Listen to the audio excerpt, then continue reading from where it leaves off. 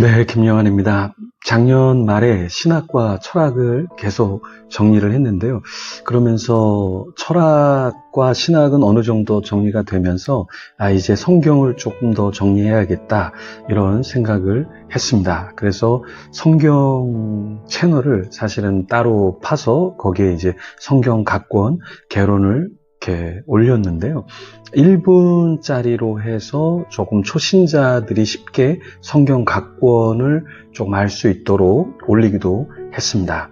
그리고 이제 앞으로 조금 더 신앙생활하는 분들을 위해서 3분 동안 각권을 좀 알려주는 그런 채널도 운영을 하려고 하고, 또 7분 이상 어느 정도 신앙생활 하신 분들에게 조금 더 깊이 성경 각권을 이해할 수 있도록 채널을 통해서 조금씩 업데이트를 하려고 합니다. 제가 만들었던 성경에 대한 내용 중에 한 줄로 성경 각권을 요약한 내용이 있는데요. 같이 한번 보시죠.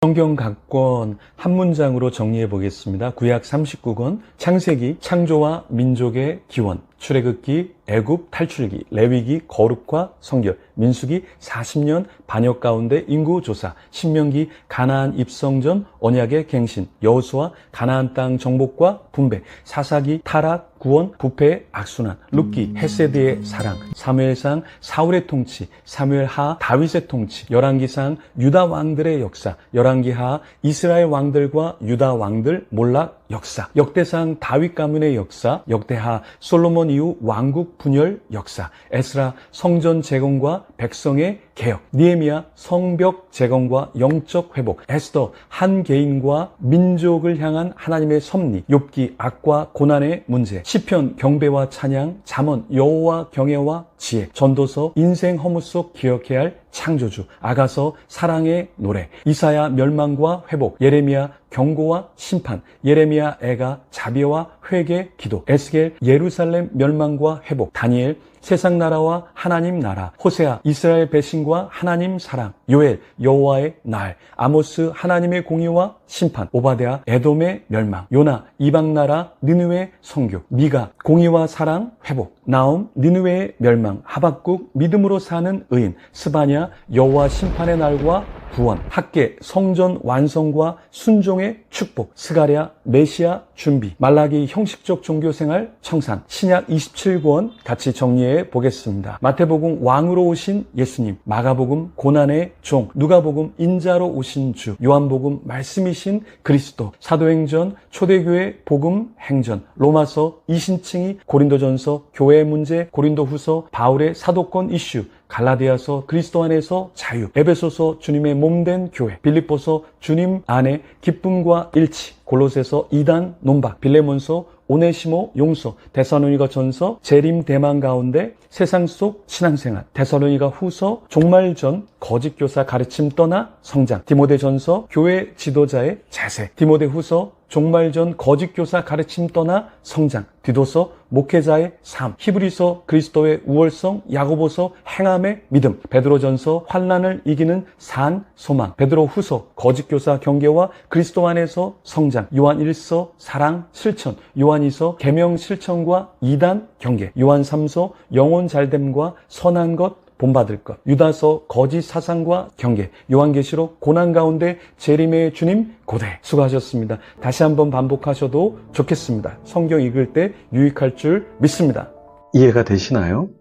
각권을 한 줄로 요약하는 거. 그래서 어떤 내용인가를 숙지하면 성경을 읽고 설교를 들을 때 더 많이 이해할 수 있겠죠.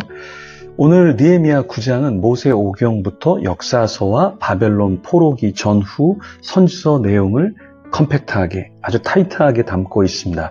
어떤 내용을 기술하고 있는지 같이 한번 성경 속으로 들어가 보겠습니다.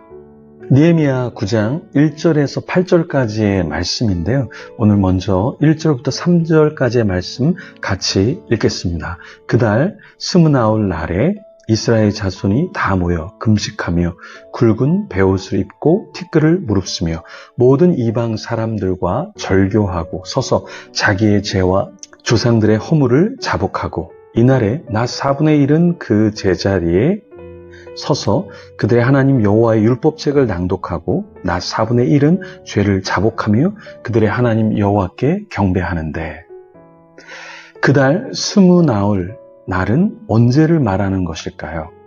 1절 말씀에 이 내용은 24일을 말하는데요. 이날은 느헤미야 8장에 기록된 축제가 있은 22일 이후, 즉 하루 시간을 두고 바로 24일 회개하고 있음을, 바로 24일 회개하였음을 말하고 있습니다. 이스라엘 자손들이 모여 무엇을 했나요? 1절 말씀에 보면 금식하며 굵은 베옷을 입고 티끌을 무릅쓰고 회개하였습니다. 하나님 앞에 진정성 있게 전적으로 회개했죠. 이스라엘 사람들은 어떤 삶의 변화가 있었나요? 2절, 3절 말씀에 보면 모든 이방 사람들과 절교하고 서서 자기의 죄와 조상들의 허물을 자복했습니다. 그날의 낮 4분의 1은 그 자리에 서서 율법책을 낭독하고 낮 4분의 1은 죄를 자복하며 하나님께 경배했습니다. 이스라엘은 하나님 앞에서 돌이키면서 전적으로 말씀 앞에 섰고 회개하고 자복하는 그런 모습을 하나님께 보였죠. 우리는 신앙생활을 어떻게 하고 있나요? 하나님 말씀을 정말 진지하게 대하고 있습니까? 저도 목회자로 더 말씀을 연구해야지, 더 말씀을 가르쳐야지 이런 다짐을 하는데요. 우리가 신앙생활 한다는 것은 말씀을 듣는 것에서 끝나는 것이 아니라 내가 스스로 말씀을 펴야죠. 내가 스스로 말씀을 묵상을 해야죠. 그게 신앙생활 하는 것이 아닐까요? 4절에서 6절까지의 말씀 보면 누가 부르짖었나요? 레위 사람 예수와 바니, 감미엘, 스바냐, 분니, 세레바, 바니, 그나아니가 단에 올라서서 큰 소리를 하나님께 부르짖었습니다. 그때 레위 사람들은 무엇을 권고했죠? 주님을 송축하라고 했습니다. 그 당시 상황은 하나님을 그렇게 송축할 만한 상황이 아니었죠. 그런데도 하나님을 찬양하라고 했습니다. 이스라엘 백성들이 굉장히 어려운 시기, 전쟁과 기근과 어떤 경제적으로 풍요하지 않은 그때에 느헤미야는 하나님 앞에 주님 앞에 감사하며 찬양하라고 이야기했습니다. 느헤미야 시대는 결국 나라가 망하는 시대였잖아요. 근데도 하나님을 찬양하라고 했습니다. 근데 그 이유가 뭐죠? 5절에서 6절에 보면 그 이유는 주의 이름이 존귀하여 모든 송축이나 찬양에서 뛰어나기 때문이다.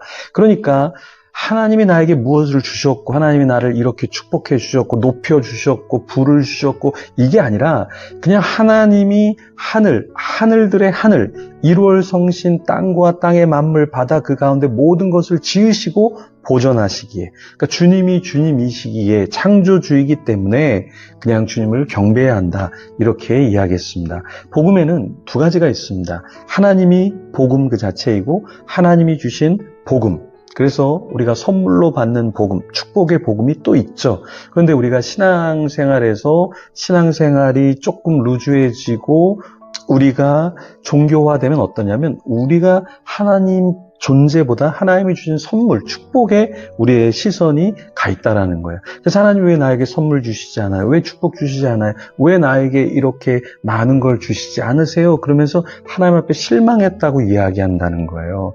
그래서 바리새인과 서기관, 종교 지도자들 같이 된다라는 것은 내가 누릴 지위, 내가 누릴 어떠한 부, 이것에 관심을 두는 거잖아요. 근데 우리가 세리처럼 가슴을 치면서 회개하는 올바른 신앙의 삶을 산다는 것은 하나님 앞에서 내가 여전히 죄인임을 고백하면서 하나님 앞에 나아가는 것이죠. 이스라엘 백성들은 다시 하나님을 기뻐하며 나아갔습니다. 우리는 어떻게 하나님 앞에 나아가야 할까요? 7, 8절에서도 주님은 천지를 창조하시고 이스라엘을 어떻게 인도하셨다고 했죠? 아브라함을 택하시고 갈대아 우르에서 인도해 내시고 언약을 세운 것을 지키셨다. 이렇게 말씀하고 있죠. 하나님은 우리를 부르셨습니다. 우리에게 주신 약속을 이루어 주실 겁니다. 그 약속은 축복과 번영이 아니라 하나님이 우리에게 주시는 임재 그리고 우리 영혼을 구원하는 그 구원 그 자체만으로도 우리는 감사하며 나아가야 하겠죠. 하나님 나를 창조하셨습니다. 나를 인도해 주셨습니다. 우리를 어떻게 인도해 주셨는지 다시 돌아보면서 오늘 하루 감사하는 가운데 사는 저와 여러분이 되기를 간절히 축원합니다. 우리 같이 이 시간 개인적으로 기도하면서 주님 앞에 나아가겠습니다.